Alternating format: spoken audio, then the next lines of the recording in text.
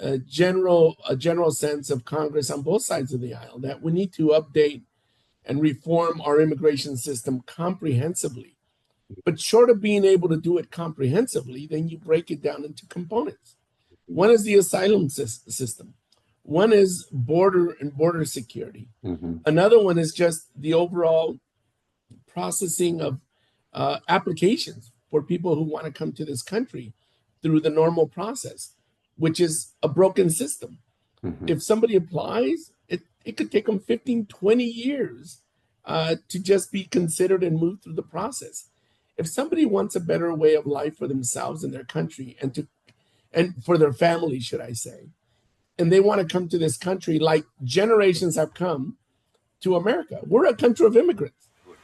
Who are in Ventura County with undocumented status, yet have been working here for decades, who are literally making our local economic engine go in many different industries. We need to find a path for them to stay here. I wish I had the ability as a supervisor, I bet you do as a mayor, to do some kind of policy at our local level that would address that. I don't see what that is, given that this is a federal issue. I think all we can do is try to educate the public as to the importance. It's so easy just to define people as illegal or legal, and that just misses so much of the nuance in this debate.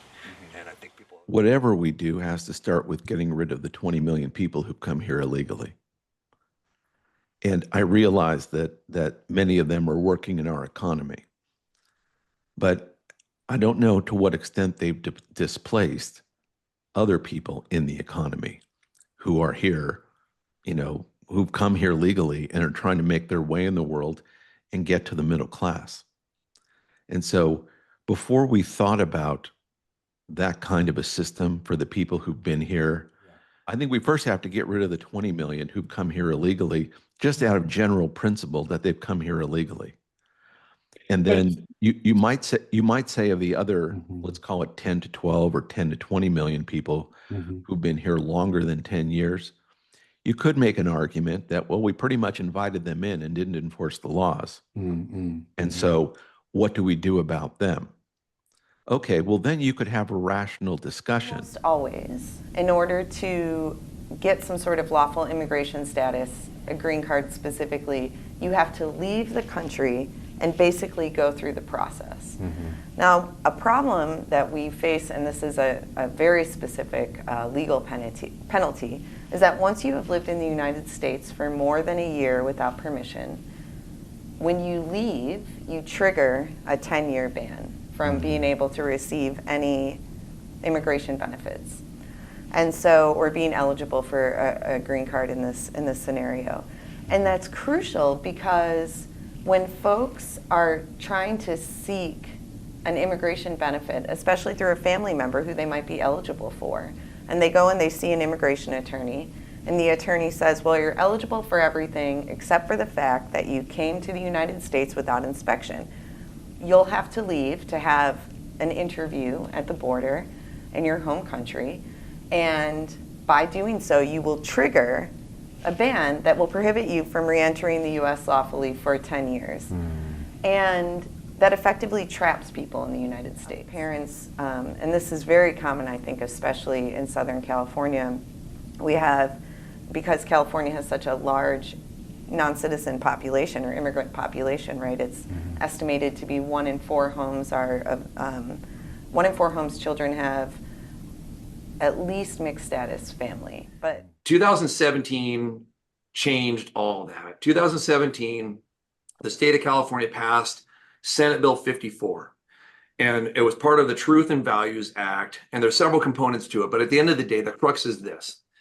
The government in California did not want local law enforcement being leveraged to do immigration enforcement. They wanted that to fall solely on the federal government to do. We know illegal immigrants are doing jobs that support American workers in better paying positions as managers of job sites, as farmers, as individuals who are doing more specialized tasks at construction sites. These are the types of jobs that if the illegal immigrant workforce was completely obliterated, they U.S. workers who are working as managers or at higher paying positions are going to still have to do that work. That job still needs to get done. Someone has to do it. It'll end up being a U.S. worker who had a better job beforehand. You can look at the restaurant industry. It's the same deal. You have a lot of immigrants working in the back of the restaurant, lots of Americans working at the front as managers and supervisors and waitresses and so on. Better paying, better quality jobs that are going to go away when we lose the immigrant labor force. And of course, business investment in the United States is going to decline if there are fewer workers here. That also will have negative implications for economic growth. And I'm sure there's lots of ICE officers going, time out. This is not how we like to operate. You know, that makes sense. If you actually listen to the troops, I think we'd see a lot different. This is as of July 27, 2025. There are currently 56,945 individuals. Of those, 71.1 have no criminal convictions. And if you look here to the right, those that do have criminal convictions, many of them have been convicted of committing only minor offenses, including traffic violations. So those are your criminals that are being coded as criminals. Of course, there's gonna be a percentage that are your violent criminal offenders, right? But the point here is that the great majority of the people that are being apprehended have no criminal convictions at all. Work in construction and building, cleaning, and maintenance and jobs like that. And that is a real cost, and it's deterring and it's preventing us from bringing those other men back into the labor market, which is challenging. And finally, low-wage workers, and this is true of the native-born, are a significant fiscal drain. As I said, not because they're lazy, not because they all came to get welfare. We know that for a fact. And the one thing about immigrants that some people say is, well, you know, they don't use any more than other poor Americans. They don't use any more welfare than low-wage Americans. That is true, but immigrants are dramatically, about 50% more likely to be in poverty. You know, immigration policy is one of the most complicated policies that a country can.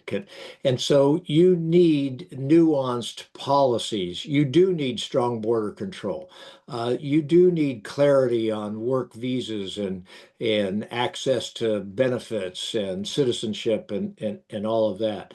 And I don't, and it's certainly, it is beneficial for the country to have violent criminals that are here illegally be rooted out and sent back to Mexico.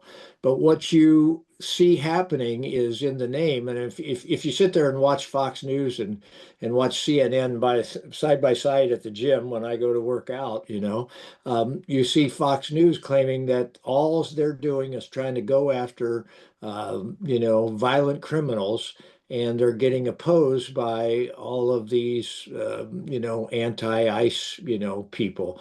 When in reality, that's not what they're doing. They're not trying to just go after all the violent criminals. They're going after everybody that's here.